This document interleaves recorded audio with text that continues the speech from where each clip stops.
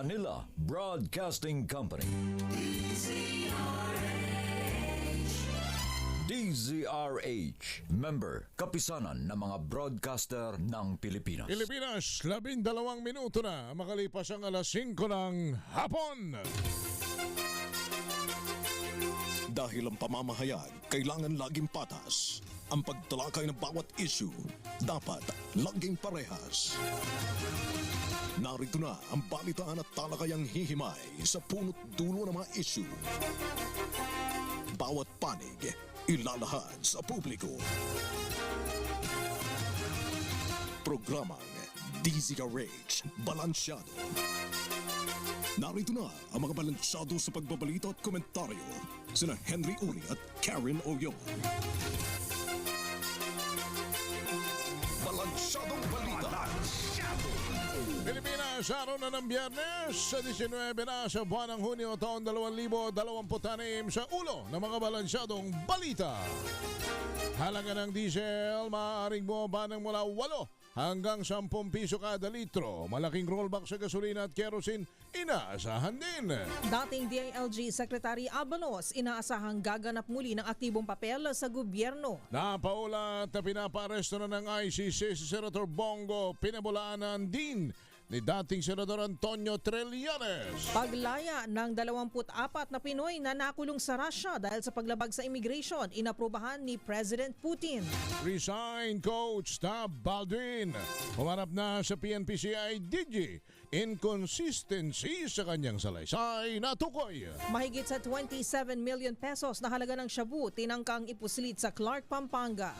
Pambato ng Berlin World number 2, dinaig ni Alex Iyala. At tropical depression sa labas ng Philippine Area of Responsibility, posibleng pumasok bukas o sa araw ng linggo. Magandang hapon, Pilipinas. Kami po ang inyong tagapagbalita. Ako po si Miss Karen Oyong. At Henry Uri. Sa detalye ng mga balita, good news! May good news po sa ating mga motorista. Namumuro ang malakihang bawas presyo sa mga produktong petrolyo sa susunod na linggo. Ayon sa Department of Energy, posible ang 3 hanggang 5 pisong rollback sa kada litro ng gasolina. Maaari namang maglaro ng mula 8 hanggang 10 piso ang tapya sa kada litro ng diesel, habang 9 na piso naman hanggang 12 pesos sa kerosene. Itinulak ito ng nilagdaang peace agreement ng Amerika at Iran para matuldukan ang digmaan. Pero maaari pang bumaba o tumaas ang presyuhan, depende sa resulta naman ng huling araw ng kalakalan sa world market. Ang Energy Department pa rin ang nagtatakda naman ng minimum rollback at maximum increase sa presyo ng petrolyo sa gitna ng state of national emergency. Kinalampag ni Senate President Sherwin Gatchalian ang DOE upang tiyakin na mag-rollback ng husto ang presyo ng langis sa oras na tumigil na ang gyera sa pagitan ng Amerika at Iran. Ito'y kasunod ng paglagda ng Memorandum of Understanding sa pagitan ng dalawang bansa na hudyat ng tuluyang pagbubukas ng Strait of Hormuz, kung saan dumaan ang mga oil tanker papuntang Pilipinas. Sa kabila ng magandang balita ay hinimok pa rin ni Gatchalian ng Malacanang na ipagpatuloy ang pamimigay ng tulong sa mga tinatawag na vulnerable sector na matinding naapektuhan sa gyera sa Middle East. Naniniwala ito na mas mabilis ang pagbangon ng mga nasa vulnerable sector kung patuloy silang susuportahan ng pamahalaan. 15 minuto makalipas ang alas 5 ng hapon. Samantala, inaasahan namang mabibigyan ng pwesto sa gobyerno si dating DILG at kumandidatong senador, Secretary Benhur Abalos. Ito ay matapos aminin ni Pangulong Ferdinand Bongbong Marcos Jr. na nais niyang gumanap ng aktibong papel ang dating kalihim. Sabi ng Presidente, kahit pansamantalang nawala sa gobyerno si Abalos, patuloy pa rin siyang nagbibigay naman ng mga assistance sa government. Ngayon pa man, niliwanag ni Marcos na wala namang papalitan ng cabinet member si Abalos sakaling matuloy ang kanyang pagbalik sa gobyerno. Si Abalos ay nagbitiw bilang Secretary ng DILG noong 2024 para sumabak sa 2025 senatorial race, subalit ito ay hindi pinalad na makalusot. Iginiit ni Pangulong Bongbong Marcos Jr. na walang bagong balasahan sa gabinete matapos kumpirmahin na bibigyan ng papel sa gobyerno si dating DILG Secretary Benher Abalos. Ayon kay Pangulong Marcos, matagal nang tumutulong si Abalos sa gobyerno kahit wala sa pwesto, kaya bukas ang Pangulo na bigyan siya ng opisyal na tungkulin sa hinaharap. Gayunman, iginiit ng Presidente na hindi kailangang may mapalitan o matanggal na miyembro ng gabinete at hindi rin makatutulong ang palagyang galawan ng mga tao sa gobyerno. Kontento anya siya sa kasalukuyang komposisyon ng kanyang gabinete dahil maayos ang pagtutulungan ng mga ito sa pagpapatupad ng mga proyekto at programa ng administrasyon. Narito po si Pangulong Bongbong Marcos. What you are trying to promote in government is stability and a steadiness of work, and that's an important part of governance. If you keep moving people around, they have to start learning the job again.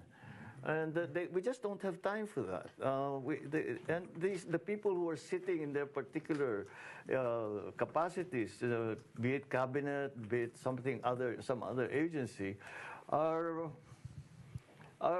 for, as far as I'm concerned, are doing the job that they are asked to do, and have gained already the experience that they have learned lessons from. And to just keep moving people around for no really good reason, it makes no sense to me. Samantala, pinabulaan na naman ni dating Senador Antonio Trillanes ang napaulat na mayroon namanong arrest warrant na mula sa ICC International Criminal Court si Senator Bongo. Sa panayam sa programang Damdaming Bayan, sinabi ni Trillanes na kung magkakaroon man ng warrant of arrest laban kay Go ay matagalan pa ito ng ilang buwan. Ito'y dahil nagpapatuloy pa ang investigasyon, pagkalap ng dokumento at pakikipag-usap sa mga testigo pang maabot ang certainty of conviction laban sa ilang akusado. Pakinggan natin si Trillanes. Kung meron man ho, siguro mga ilang buwan pa ang aantayin po natin. Kasi medyo malayo-layo pa ho bago maabot yung threshold. Kasi yung evidence na requirement ng ICC bago pa-issue ng warrant ay certainty of conviction po. Yun yung pinakamataas na level. At yung ordinary, yung tinatawag na probable cause. Ito po, since hindi tayo miyembro, ang hinahanap nilang ebidensya ho ay certainty of conviction. Walang kapangyarihan ng gobyerno sa International Criminal Court. Ito ang buwelta ni Lanao del Sur Representative at House Prosecutor Zia Alonto Adyong sa SOCMED post ni Davao City Representative Paulo Pulong Duterte. Sa impormasyon nito na nakatakda na umanong ilabas ang warrant of arrest laban kay Senator Bongo. Ayon kay Adyong, wala silang direktang impormasyon o kaalaman na sa umano'y ilalabas na warrant of arrest. Anya ang pasya ng ICC ay walang kinalaman sa gobyerno ng Pilipinas o kahit na anong bansa. Pakinggan at panuorin po natin si Lanao del Sur Representative at House Prosecutor Zia Alonto Adyong. The internal judicial ruling or proceedings of the ICC insofar as the release of arrest warrants is beyond the dictation of this government or any government for that matter. So wala pong kapangyarihan ang gobyernong ito o impluwensya ang gobyernong ito para diktahan ang International Criminal Court patungkol sa pagre-release ng arrest warrant kanino man. 20 minuto na makalipas ang alas 5 ng hapon. Nilinaw naman ng National Bureau of Investigation na hindi nila kakasuhan ang mga senador at iba pang dumalo sa flood control hearing ng Cayetano Block. Ayon kay NBI Director Attorney Melvin Matibag, sinabi niya na maaaring kasuhan naman ang mga ito ng perjury, libel at defamation, pero hindi ang Bureau ang kikilo sa paghahabla ng asunto. Hindi rin naman niya idinideklarang illegal ang flood control hearing ng Nooy Blue Ribbon Panel ng grupo ni dating Senate President Alan Peter Cayetano. Pero kung mapatutunayan na niyang hindi ito lehitimo, hindi protektado ng parliamentary immunity ang participants at nagkaroon din ng usurpation of authority. Pinayagan ni Russian President Vladimir Putin ang pagpapalaya sa 24 na Pinoy na nakulong sa kanilang bansa dahil sa paglabag sa immigration law.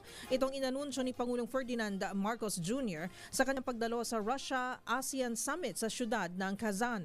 Sa kanyang bilateral talks kay Putin, sinabi ni Pangulong Bongbong Marcos na mistulang nagulat ang Russian President nang ipaalam sa kanyang sitwasyon ng 24 na kababayan na 9 na buwan nang nakakulong sa kanilang bansa. Ayon sa Pangulo, nangako si Putin na gagawa ng paraan upang marilis ang tinutukoy na Pinoy detainees. Batay sa datos ng Department of Foreign Affairs o DFA, aabot sa 15,000 na Pinoy ang matatagpuan sa Russia. Samantala, humarap naman sa investigasyon ng otoridad. Saka una ang pagkakataon si dating Ateneo Blue Eagle head coach Tab Baldwin. Ito'y kaugnay ng sinasagawang fact-finding hearing ng CIDG sa pagkamatay ng junior player na si Rene Baterbonia at Divine Adili. Ayon kay Interior Secretary John B. Crimolia, may mga nakitang inconsistencies ang Philippine National Police CIDG sa salaysay ng Ateneo player at coaches. Narito si Remulla. There are some inconsistencies between what the player said and what the coach said. Pero hindi pa kami tapos, so wala pa kami may bigay na comment hanggang matapos natin. Though si Father Bobby, who's the president of the university, graduation sa atin ngayon kaya hindi siya makarating. But he is subpoenaed for Thursday next week. Humarap ang mga abogado ni Ateneo de Manila University President Father Roberto Yap sa National Bureau of Investigation. Ito'y kasunod ng inisyong sabina duces tecum ng NBI Homicide Division kay Yap para magsumite ng records at mga dokumento kaugnay ng investigasyon sa pagkasawi ni Rene Baterbonia at Divine Adili. Hindi nakapunta ang Ateneo President sa Bureau dahil sa dinaluhang graduation ceremony ngayong Biyernes. Nag-courtesy lamang sa NBI ang dalawang lawyer ni Yap at nag-abisong sa susunod na linggo magsusumite ng mga dokumento ang kampo. 23 minuto na makalipas ang alas 5 ng hapon. Sumayin nyo na mga balita sa Balansyado. Kami ang inyong tagapagbalita. Ako po si Miss Miss Karen Oyong. At Henry Uri. Balansyado! I think nasa linya na ba natin, Wina? Nasa linya na po namin ulit ang atin pong gobernador ng lalawigan ng Quezon Day, Friday sa DCRH. Gob, magandang hapon and congratulations dito po sa mga binabanggit naming achievement. Congrats po, Gov. Yes, Ma'am Karen, Sir Henry, good afternoon. Maraming salamat po sa inyo. Yan po yung resulta ng concerted effort ng, for the Provincial Government of Quezon, Opo. sa lahat ng mga kasama ko sa Kapitolyo, no? And yun namang sa insurgency free sa buong Calabarzon, milestone yon sa atin. So concerted effort po yan ng mga kasama din natin ng mga local government executives, no, from governors to mayors to barangay, then law enforcement agencies, Opo. DSOs. So marami pong nagtrabaho niyan. Hindi rin madali yon yung dismantling mga CTGs natin, no? So we're happy finally yung Calabarzon. And we are first in the Philippines, I think, the region na declare na insurgency free. Opo. As the chairperson ng Regional Peace and Order Council, simula nung first term ko as chairperson, team trabaho talaga namin. Yung challenge sa kanila is yung sa Quezon, yung process is different, is to replicate what we did in Quezon in all other provinces. And they were able to do it. So thankful po tayo sa lahat ng ating mga kasamahan. Ma'am, Ito yung damay-damay na maganda no, pati mga kapit probinsya. Oo. Yes. Pero maitanong namin ni partner, ano yung mga best practices po na nagbigay po ng daan para maging insurgency free hindi lamang ang Quezon kundi ang buong Region 4A? Sa amin po kasi nag-emanate kami yung consultation, collaboration, and partnership sa stakeholders from the ground. So from barangay, identify natin, bumaba po ang AFP, PNP, ang mga local chief executives natin, and all other concerned national government agencies, the ILG, nandyan po sila lahat para makipagpulong, no? Tingnan ano yung mga possible na mga linkage. Hello, Go ahead, ma'am. Gov. Oo. Established CTGs dito sa Quezon. From there, nagkaroon ng mga activities, no? Kasama yung panunumpa ng ating mga kasama sa barangay at iba pang mga private personalities para hindi mag-age doon. Aha. Mukhang... I think mukhang nasa biyahe yata si Oo. ma'am. Ano, ha? Oo. So, Hello, Gov. Hello, Gov. Oo. Josa Wina, Reconnect si Gov. Paki-reconnect siguro doon, no? Mukhang nagkakaroon ng interference doon sa kanyang signal. Pag Paki-reestablish gumagalaw natin. kasi siguro nasa sasakyan, may partner, biyahe. medyo butas ng karayom yung pagdaraanan mo sapagkat when you say insurgency free, ang lalawigan mo ay wala nang bumabalot na takot mula sa mga rebelde, mula sa mga terorista, doon sa mga banta ng security, dahil kasi yan ang kadalasang pinoproblema naman ng mga pumapasok na investors, lalo na sa amin sa Quezon. Dati. Yes, at the same time, syempre, hindi lang naman tatanggalin mo mismo yung takot o yung mga rebelde doon sa lugar dahil yung mga kababayan mo din yan. Yung iba ay taga roon, yung iba ay mga kamag-anak ng mga taga roon sa lugar na yon, specific areas. So, kailangan whole of nation, whole of government approach. Ika nga, hindi lang po LGU yan, hindi lang provincial government, kundi yung mga iba pa pong mga ahensya na kailangan makapagbibigay ng trabaho, hanap buhay dun sa mga maglalatag po at magbababa na po ng kanilang mga armas, yung bababa na po sa mga bundok. At syempre yung pangmatagalan po, sustainability rin po para sa mga pamilya ng mga rebelde. And I think that's our governor implemented. Ma'am, you were back on air? Sorry. Apo, yeah, Di ba it's okay. naman ako nakat pala ako. No? Apo. Doon sa But mga yun, best practices.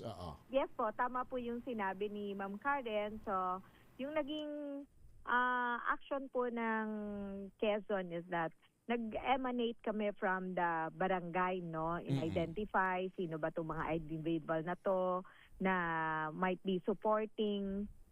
Hindi naman sila, but maaaring sumusuporta o nagkakadel, etc. No? And nagkaroon po ng mga pagpupulong, kasama po ang local chief executives ng mga agencies natin. So, tama po yung na-mention nyo, it's a whole of government approach, whole of society approach, no? Sila yung kasama. So, nag-declare po ang 41 municipalities natin, including yung 2 cities natin. And then, saka po kami sorry sir, nagbibis-tracking ako. I miss you too. Yeah. Okay. May nag-hello kay Gov. Sorry po. So, It's okay, nag-declare yung provincial government. Then, after the declaration po natin, hindi po tayo tumigil doon. Tama po yung sinabi nyo, yung sustainability. Apo. So, nagkaroon po kami ng mga convergence programs with kasama po natin ang AFP also, the ILG. So nag-identify and the provincial government, and then of course we involve the national government like DTI, TESDA, DOLE, no? Ano yung mga pinlano namin sa mga former rebels natin na maitutulong sa kanila para sila ay magkaroon ng pangkabuhayan, no? At hindi nila maranasan yung hirap ng buhay, no? So,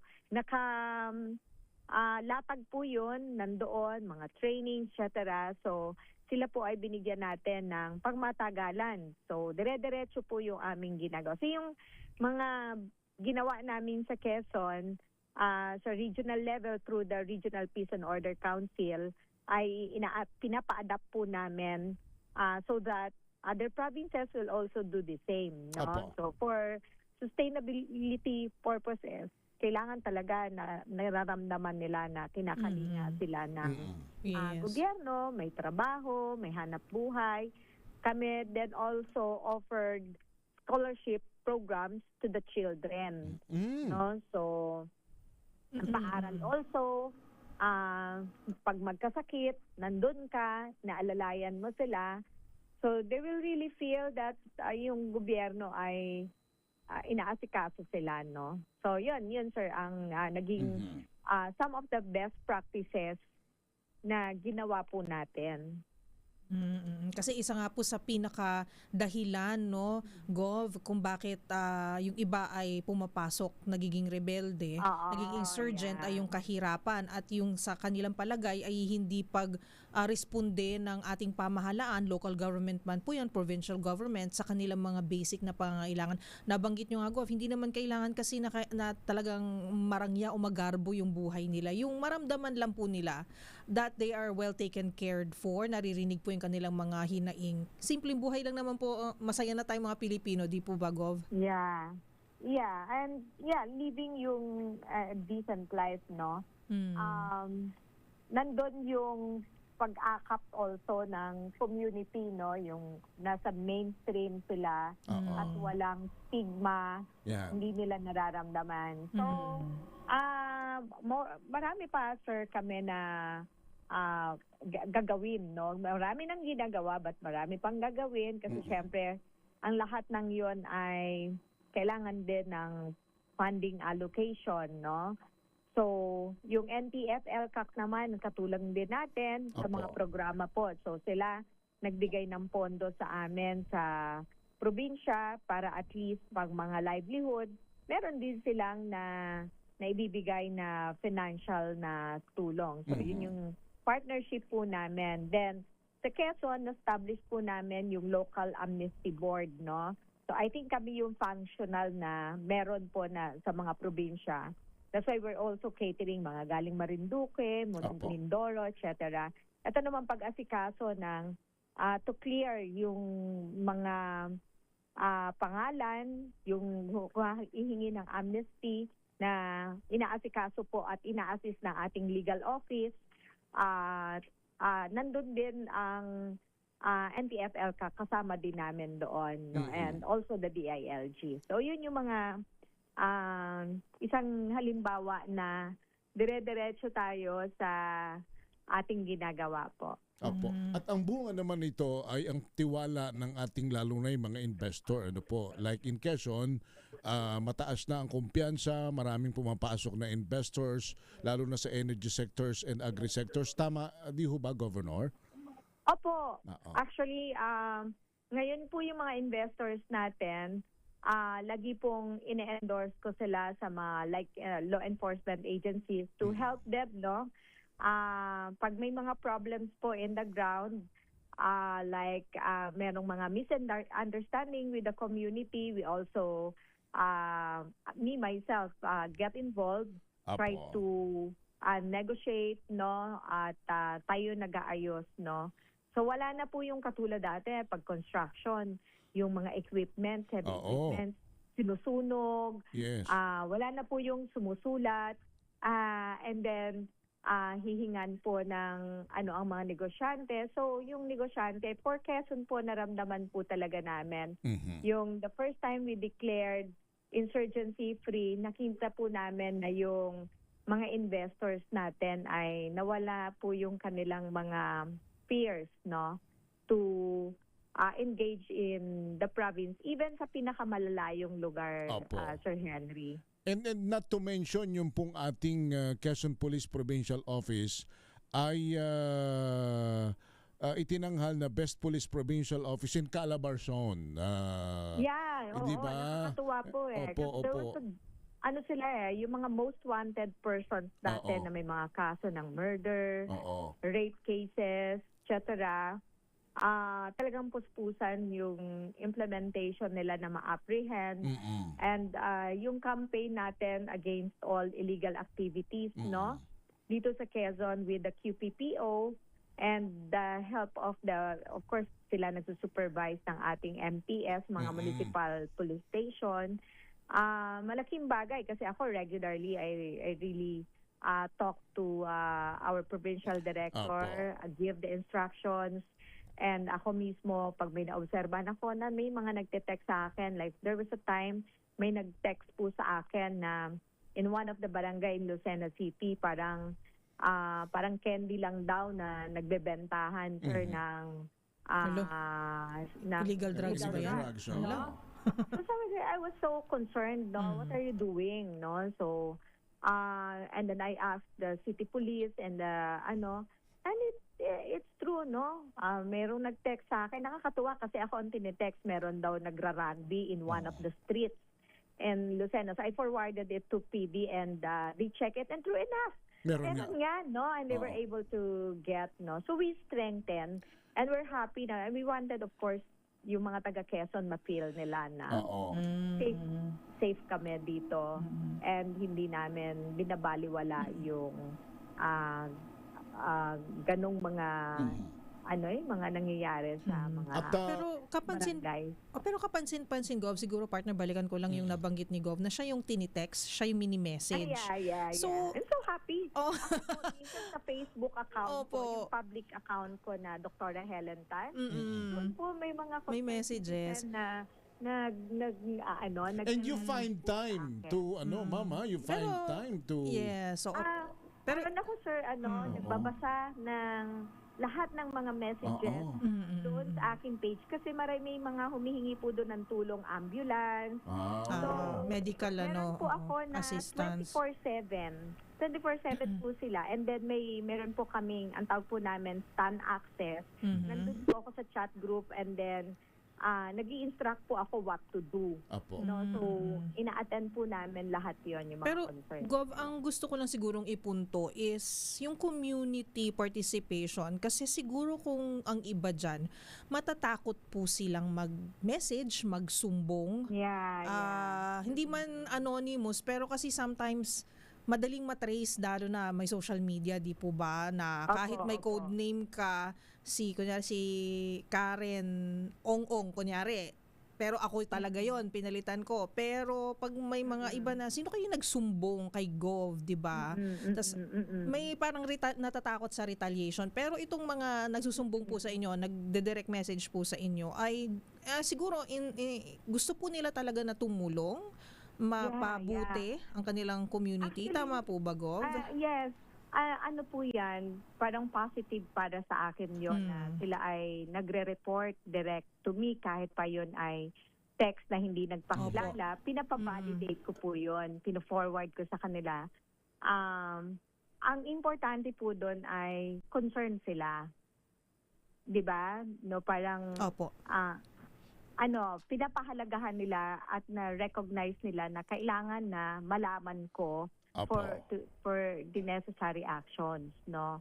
At mabilis yan talaga naming ina-actionan. So, I'm proud sa amin pong Provincial Police Office, no? Sa leadership ni Colonel Albacea, no? Colonel Romulo Albacea. With the help, with the help of the mga MPS natin, no? Yung ating mga police station, sabi ko nga at naka-align.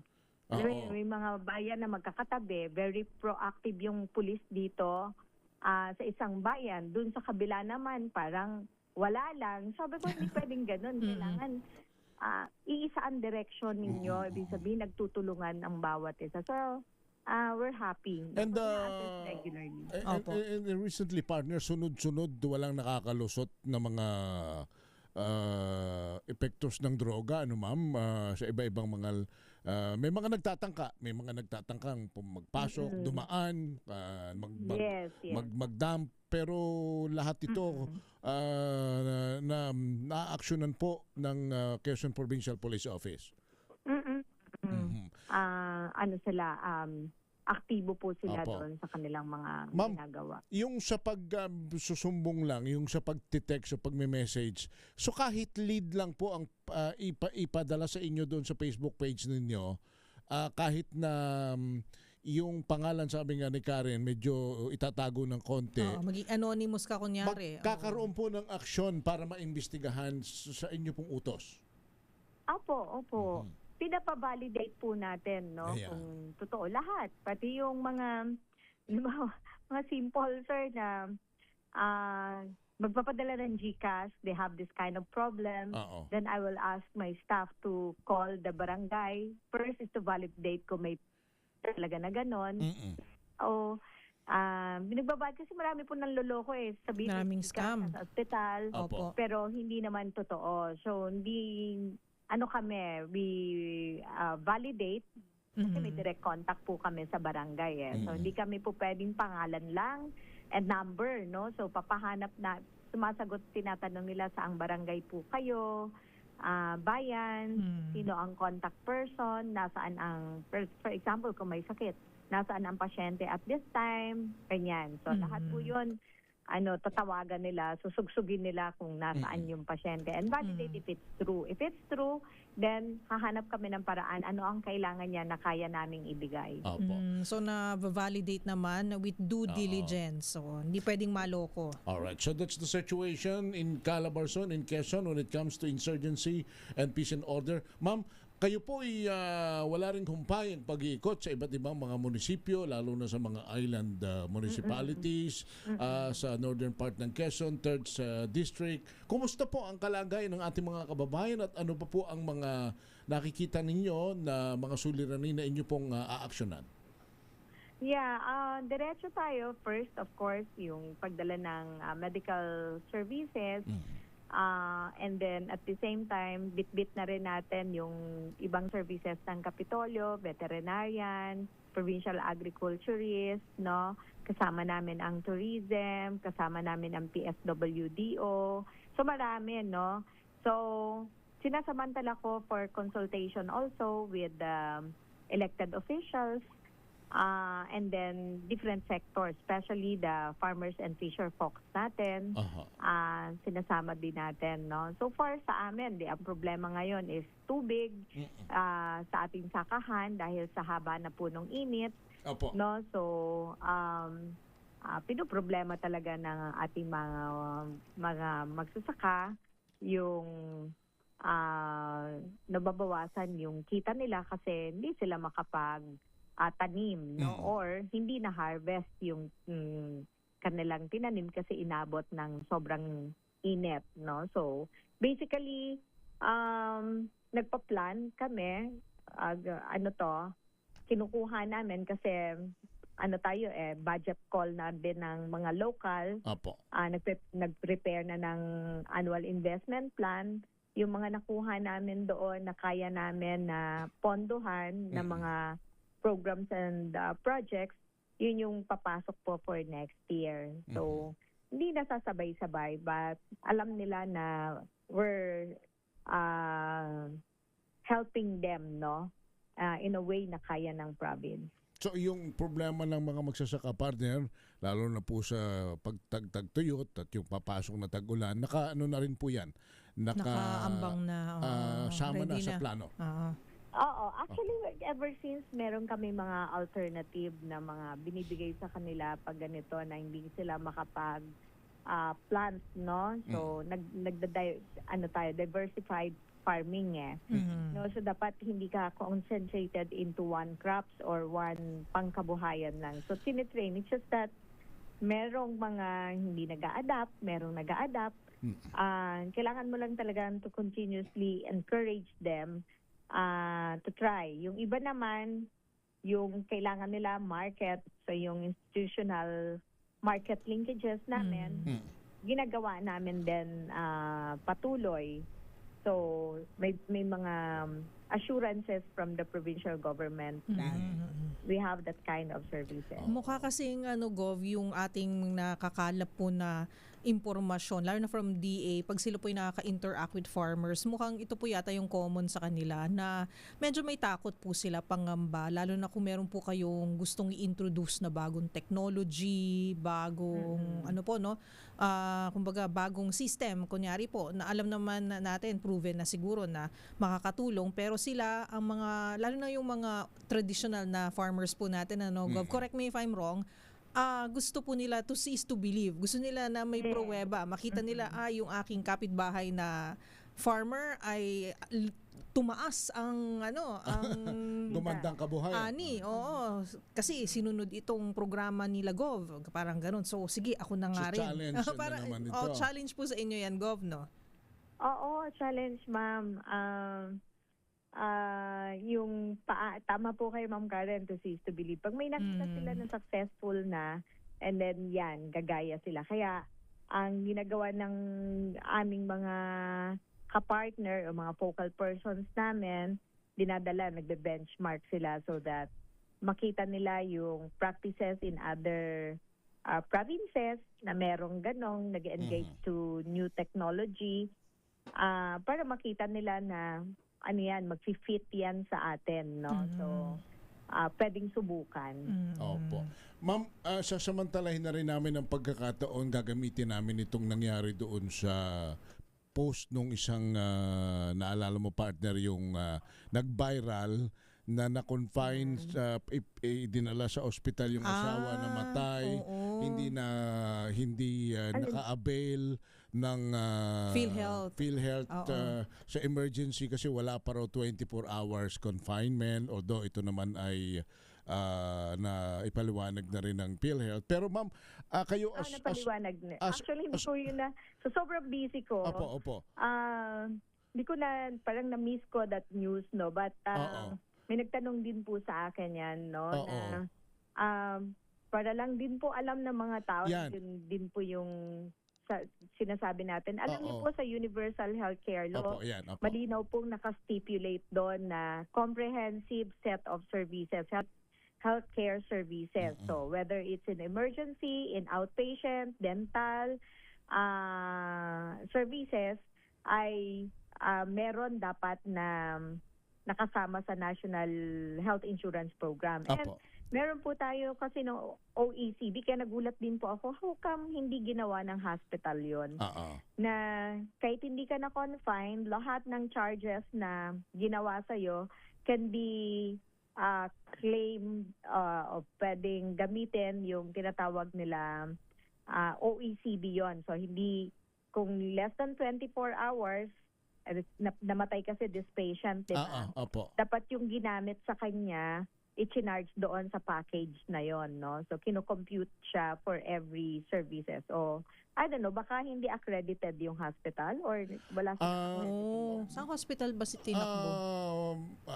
Dito sa isang hospital sa Manila, ma'am. Pero, ma'am, ang mukhang nagkaroon po ng communication gap is parang yung tao doon sa PhilHealth section ay mukhang yun ho ang nakikitang kailangan, kasi sabi na rin ni Dr. Mercado, mukhang kailangan nilang i-seminar at abisuhan na pwede namang may package naman di ba ma'am? Kayo as an author, as author of Universal Healthcare, primary author. Ano po yung OECB? Siguro para mabigay. Meaning po but I'll Google it, no? Pero meron po yun. Kaya nga sinasabi namin lagi sa PhilHealth, i-simplify yung process. Kasi minsan, sir, halimbawa, for example, kung lifetime member na siya, di ba? 25 years po ang sabi ng asawa 25 years, kaya medyo nagdamdam. Kung 25 years, assuming siya ay senior citizen na, lifetime member po yun, no? Na-reach niya na po yung number of years na nagbayad siya and age, no? So, baka nga po kasi syempre come and go din ang mga manggagawa nila. And minsan, gusto ko lang din po sabihin sa aming hospital sa Kapitolyo, nahuhuli ko din sila, yung mga staff namin. Ba't bumibili yan? Bakit yan ganon? Bakit di nyo to sinacharge sa OECD? Dapat na-charge yan doon. Tapos nung una, nagkakagulo sila. And then, kasi hindi pa nila alam gawin. Kasi may process. May process sa billing, saan ba yan i-charge, etc. And then meron pong formula to compute it, no? So kung PhilHealth staff ang may problema, then they have to improve siguro yung awareness and training ng ano yung mga programs po ng PhilHealth. Mukhang yun naman po yung suggestion nyo. Mukhang yun din po yung tututukan ni Dr. Mercado na kausap natin din siya dito sa program. They're trying to thresh out the details kung ano ba talaga yung nangyari at kung ano po yung pwede nilang gawin para ma-improve po yung sistema at yung training po ng mga tao sa mga ospital. Pero ma'am, halimbawa po ma'am, ito yung sitwasyon nga, nagdala ka ng hating gabi, nagdala ka ng pasyente. Sa ER, dinala mo sa private kasi nagmamadali ka, mas malapit yung private, doon mo na itakbo. Pagkatapos nangyari po yung mga bayarin na ganyan, pagpunta mo sa billing, nandun na yung PhilHealth section katabi, as patient, as relative, paano ho ba ang tamang paglalatag ng para maintindihan nung kausap mo yung na alam mo rin kung ano yung mga patakaran ng PhilHealth? Dapat usually po pagka nandun sa emergency room, magpo-process yung family, di po ba? Opo. Let's say, yung pasyente ay hindi na-admit. Okay? Na-relieve siya, for example, sa pain, uuwi siya. In the middle of the night. Or namatay yung pasyente. Of course, may mga discharge doon, no? I-discharge siya ng hospital. Pupunta po yun sa billing. And then, dadaan din po yun sa PhilHealth. Pero kung midnight kasi, walang PhilHealth desk ang alam ko eh.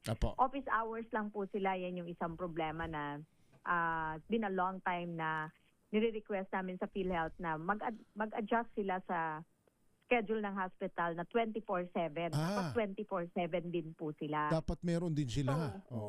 Dapat meron din po sila, no? So, ipinapaliwanag po usually yan ng mga staff ng hospital kung saan i-charge or may extra charge or may over and above PhilHealth, no? Usually, alam po yan ng billing. Billing section pa lang, alam na po nila yan. Kaya na po nilang sabihin na, kayo po, kinover po kayo nito, bla bla bla. And then, may excess po kayo na ganito. So, ma'am, pinapaliwanag po yun sa billing. Sa mga pagkakataon, partner, ma'am, na gabi, wala po yung PhilHealth staff. Dapat kabisado ng billing ito. Alam po ng hospital staff yun. Kasi may access. Kung PhilHealth po ang problem, may access din po ang hospital sa PhilHealth portal. Yung PhilHealth portal po yun yung live kung makikita, active member ka ba o inactive member ka. Kung inactive member ka, may point of service po yun. Ibig sabihin, on that day, i-declare ka lang na ikaw ay i-cover kasi nga may universal healthcare tayo. So dapat i-cover ka pa rin po ng PhilHealth, no? Ang nagiging problema natin, yung minimension ko po kanina sa inyo na may mga programs ang PhilHealth na ang hospital ay mag-a-apply ng accreditation. Like yung sinabi ko po, less than 24 hours. So, na emergency lang siya, hindi siya na-confine. Kung ang hospital ay hindi po nag-apply na ma-accredit for that program, and so, hindi magagamit doon sa hospital yung OECB, no? So, nung nagsisimula kami, yun din yung na-realize namin. Kasi po meron po sa system, PhilHealth system also, doon sa IT infrastructure ng hospital na naka-link po yun sa PhilHealth system na for you to proceed, no, the process. So you have to have that system. So hindi siya, so maraming factors maybe na kailangan natingnan sa level ng hospital and sa level po ng PhilHealth. Ma'am, so hindi po siya ganun kasimple, sir. Hindi ho pala, ma'am, ano? Simplified. Ma'am, hindi pala kung ikaw ay hospital na accredited na ng PhilHealth, ay hindi lahatan yung serbisyong pwedeng maibigay? Hindi, sir, kasi may mga systems na you need to upgrade muna, no? So, poprosesohin mo sa kanila, sabihin mo, nag-a-apply kami for OECD, for example, yung sinasabi ko po sa inyo. Cancer po, kung gusto nyo po na may Z-package kayo sa cancer treatment, i-apply po yun sa PhilHealth. Hindi po automatic na you'll have that. ortho cases po namin, pagka ortho, kung hindi po kami nag-apply ng package for that, Opo. hindi po magagamit ng pasyente yung package na yon kasi hindi accredited doon sa hospital that package. So hindi siya simplified, sir, na all other programs ng PhilHealth and you are PhilHealth accredited ay papasok na siya kasi may mga you need to comply in the system para sa pagproseso po ng papel at ma-avail po yung packages. No? Opo. I think yun yung kailangan din na i-resolve po ng PhilHealth to simplify it. So, kasi tinitingnan, sir, syempre yung capability ng hospital sabihin mo, bakit siya may cancer package? Wala naman siyang cancer treatment. So hindi siya, we can make it automatic. Kaya individual programs, for programs like that, you have to apply. Depende sa kapabilidad ng ospital.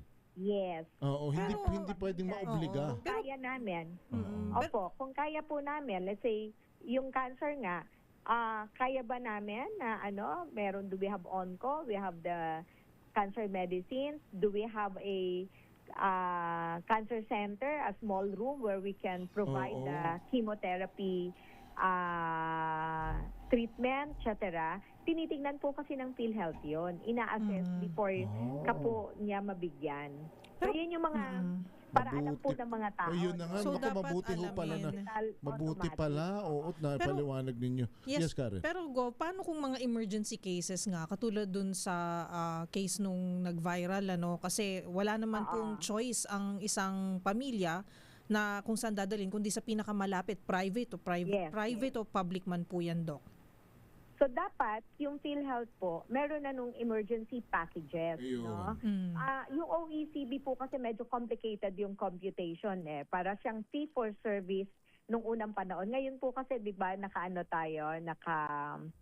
package na po tayo na hindi na yung kino-compute pa kung ano yung specialization ng doctor. Yung OECD para pong combination ng dalawang sistema ng payment ng PhilHealth, no? So, to simplify kung emergency, it would be good na, especially yung ganon, naging mortality, baka po pwedeng magkaroon ng emergency package na simplified po yung computation. And since lahat naman ng hospital ay may emergency room, Yes. ibigay natin yung package na yun. Dumadaan naman lahat sa emergency room, di po ba?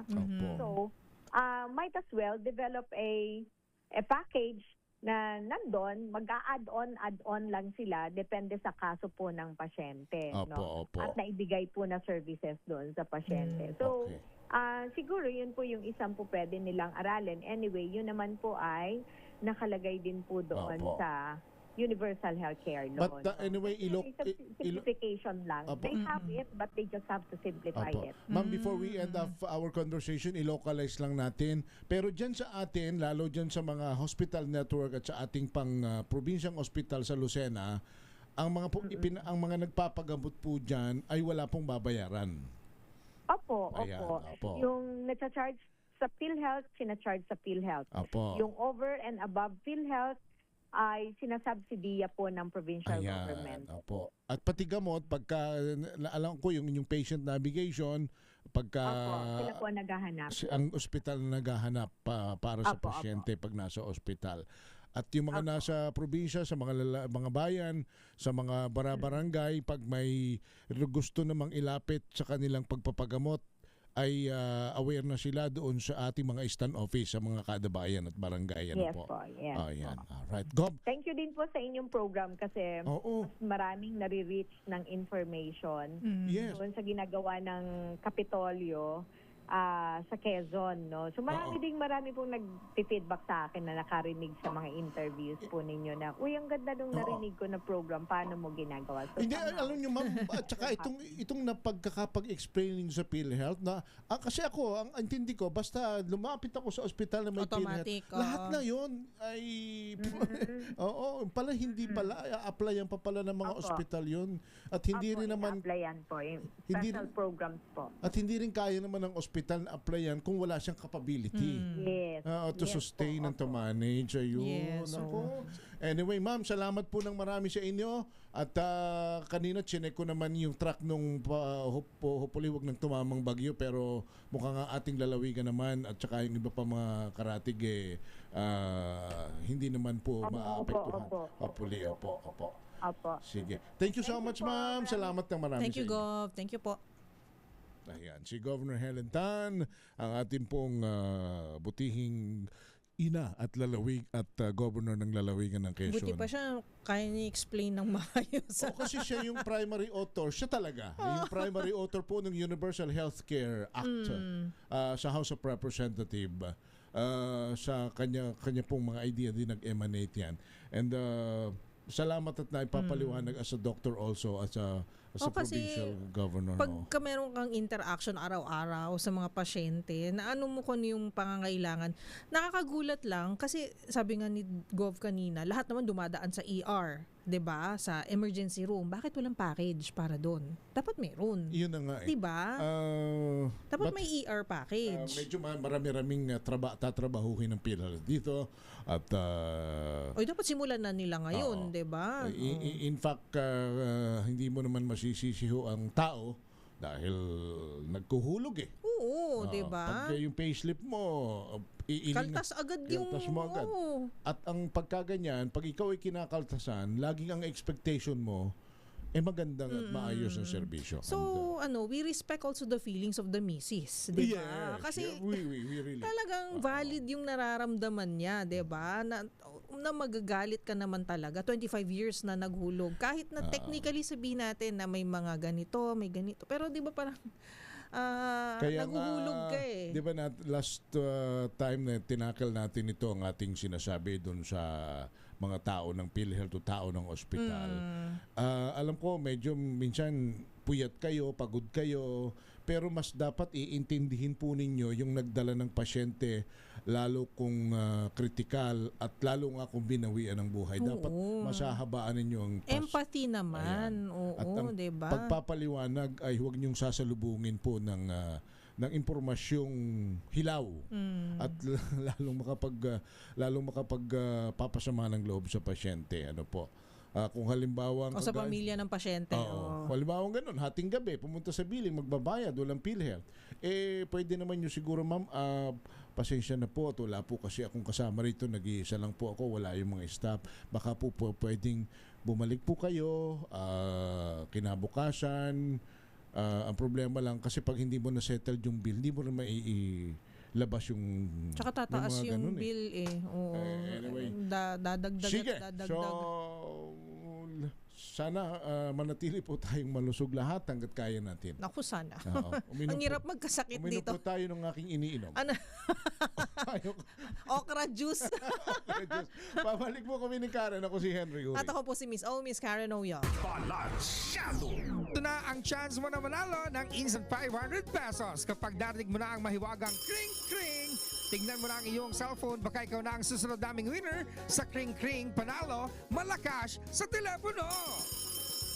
Paano sumali? Bisitahin ang Facebook page ng DZRH, fill up pa ng Google Sheet na nakapin sa DZRH FB page at hintayin ang aming tawag sa telepono. Kring-kring na! Sabi nung may mga nagtitext, pwede bang magpaampo na lang sa Quezon?